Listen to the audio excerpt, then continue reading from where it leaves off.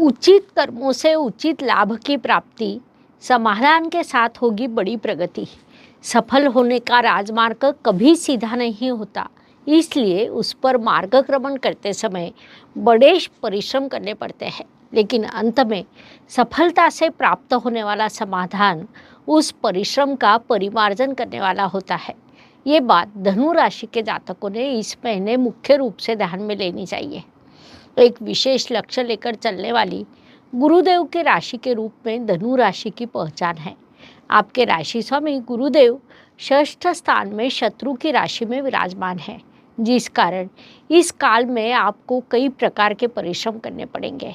अनेक बाधाएं निर्माण होगी, लेकिन अंत में सफलता आपकी होगी। सभी प्रकार के श्रम आप इस काल में करने वाले हैं। विलंब से ही सही, लेकिन उस श्रम के आपको अत्यंत मीठे फल अवश्य प्राप्त होंगे। नमस्कार, मैं एस्ट्रो गुरुमा डॉक्टर ज्योति जोशी आप सभी ज्योतिष प्रेमियों का हार्दिक स्वागत करती हूँ। हम जून 2024 महीने के राशि भविष्य को समझ रहे हैं। उसमें आज हम धनु राशि के जातकों के लिए ये महीना कैसा रहेगा, इस पर विस्तार से वार्तालाप करेंगे। विभिन्न दृष्टिकोण से इस महीने के ग्रह स्थिति का हम शास्त्रोक्त विश्लेषण करने वाले हैं। साथ ही वीडियो के अंत में मैं आपको इस महीने करने वाला विशेष उपाय भी बताने वाली हूँ, इसीलिए वीडियो को अंत तक देखना न भूलें। एक और महत्वपूर्ण बात, हम विभिन्न दृष्टियों से ये महीना आपके लिए कैसा रहेगा ये बड़े विस्तार से बताते हैं। उस अनुसार इस महीने आपका अनुभव क्या रहा, ये आप हमें कमेंट द्वारा हम तक पहुंचा सकते हैं, ताकि हमारे इस मार्गदर्शन का आपको लाभ हो रहा है ये बात हम तक पहुंच सके।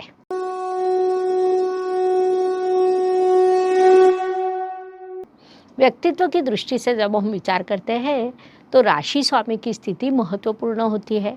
धनु राशि के स्वामी गुरुदेव षष्ठ स्थान में शत्रु की राशि में शत्रु के साथ विराजमान है, लेकिन वहाँ से वे आपके कर्म को समृद्ध करते हैं, आपसे कई यात्रा करवाते हैं। लंबी यात्रा होने की संभावना है। उसके अलावा पारिवारिक एकता बनाते हैं। मुख्य बात है कि वहाँ से वे आपके लिए कुंडली में अर्थ त्रिकोण पूरा करते हैं। इन सभी से आपको अत्यंत शुभ परिणाम प्राप्त होंगे। इस काल का सदुपयोग करें। धन परिवार वाणी की दृष्टि से विचार करें तो धनु राशि के लिए शनिदेव की स्थिति महत्वपूर्ण होती है, क्योंकि वे आपके धनेश है। शनिदेव इस काल में आपके तृतीय स्थान में अपनी मूल त्रिकोण राशि में विराजमान है, जिस कारण धनेश धन स्थान में ये स्थिति निर्माण हुई है, जो अत्यंत शुभ स्थिति कही जा सकती है, जिससे वृद्धि होना, परिवार में किसी शुभ कार्यक्रम का आयोजन होना, आर्थिक लाभ प्राप्त होना, लाभ से उचित बचत भी होना, ऐसे शुभ परिणाम आपको प्राप्त होंगे। संक्षेप में इन सभी दृष्टियों से ये काल आपके लिए लाभकारी कहा जा सकता है, उसका पूरा उपयोग करें। पराक्रम एवं परिश्रम की दृष्टि से विचार करें तो आपके तृतीय स्थान में शनिदेव की कुंभ राशि आती है, जो अत्यंत बुद्धिमान मानी जाती है। परिश्रम करना और बुद्धिमत्ता से करना ये आपका स्थायी भाव है। आप पहले अपना लक्ष्य निर्धारित करते हैं, उस अनुसार बड़ा परिश्रम करते हैं। विशेष बात है कि आपके परिश्रम में शनिदेव परिश्रम के स्थान में होने के कारण उनसे आपको अत्यंत शुभ फल प्राप्त होंगे। तृतीय स्थान में विराजमान शनिदेव की दृष्टि आपके पंचम स्थान पर, भाग्य स्थान पर और व्यय स्थान पर है, जिससे आपकी पढ़ाई अच्छी होगी, भाग्य से सहयोग मिलेगा। आप कई यात्राएं भी करने वाले हैं, बड़ा परिश्रम करने वाले हैं। संक्षेप में इन सभी दृष्टियों से ये काल आपके लिए बड़ा सकारात्मक है, उसका लाभ उठाइए। वास्तु वाहन भूमि सुख शांति की दृष्टि से विचार करें तो धनु जातकों के लिए ये महीना शुभ कहा नहीं जा सकता, क्योंकि वास्तु के वाहन के शुभ योग इस काल में आपके लिए नहीं है। वास्तव में इस महीने आपके लिए घर में अचानक अप्रत्याशित रूप से स्फोटक वातावरण निर्माण हो सकता है। ये स्थिति केवल 2 दिन रहेगी, उसके बाद आपके लिए अच्छा काल निर्माण होगा। इस काल में अपनी माता जी के स्वास्थ्य का ध्यान रखना आपके लिए आवश्यक रहेगा, इस बात को ध्यान में लें। शिक्षा संतति प्रणय की दृष्टि से विचार करें तो जो धनु जातक प्राथमिक शिक्षा में है उन्हें थोड़ी अधिक पढ़ाई करनी पड़ेगी। माध्यमिक शिक्षा लेने वाले विद्यार्थियों को भाग्य से पूरा सहयोग मिलेगा, बड़ी सफलता मिलेगी। फिर चाहे आप किसी क्षेत्र में पढ़ाई कर रहे हो, फिर भी आपके लिए सफलता के अवसर बढ़ेंगे। उच्च शिक्षा लेने वाले धनु जातकों को इस काल में थोड़ा अधिक परिश्रम कर लक्ष्य प्राप्त करना पड़ेगा।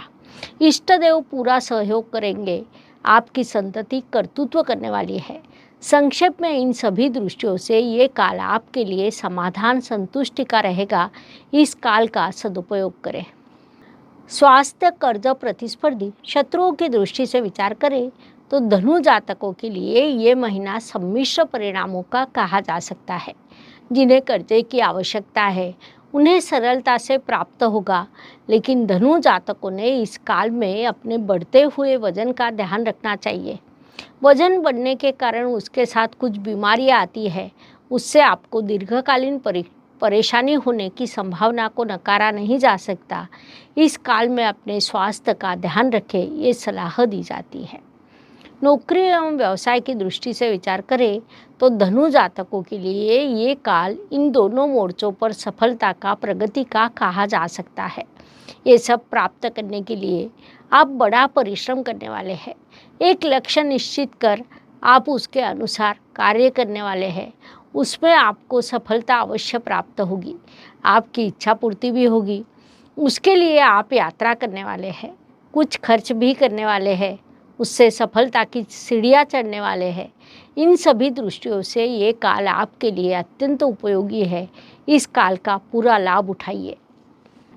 भाग्य एवं शुभ संकेत की दृष्टि से विचार करें तो धनु जातकों के लिए ये महीना कई शुभ संकेतों से परिपूर्ण भरा है। उसमें मुख्य रूप से कहा जाए तो तृतीय स्थान में होना, पंचमेश पंचम स्थान में होना, ये दो अत्यंत बड़े शुभ संकेत आपके लिए निर्माण हुए हैं। आपके पंचम स्थानों में ग्रहों के सेनापति मंगल देव अर्थात आपके पंचमेश महीने की शुरुआत में ही प्रवेश करने वाले हैं। तृतीय शनिदेव तृतीय स्थान में विराजमान है, जो उनका पसंदीदा स्थान है, जिससे उचित परिश्रम करना, उचित कर्तृत्व करना, नई क्रिएटिविटी करना, उससे प्रगति करना, ऐसा ये काल हो सकता है। इस काल का पूरा सदुपयोग करें। कर्म की दृष्टि से विचार करें तो धनु राशि के कर्म स्थान में केतु ग्रह विराजमान है। केत छुड़ाए खेत, ऐसे हमारी यहाँ एक पुरानी कहावत है। केतु की एक विशेषता है कि वह आपको थोड़ा विचलित करता है, लेकिन धनु जातकों को विचलित करना इतना सरल नहीं, क्योंकि आप जो लक्ष्य निर्धारित करते हैं उस दृष्टि से प्रयास भी करते हैं। अर्थात केतु आपको विचलित करने का कार्य करेगा। आप अपना लक्ष्य की ओर आगे बढ़ते रहने का कार्य करें, वह आपके लिए लाभकारी रहेगा। लाभ की दृष्टि से विचार करें तो धनु जातकों के लिए शुक्रदेव की स्थिति महत्वपूर्ण होती है, क्योंकि वे आपके लाभेश है।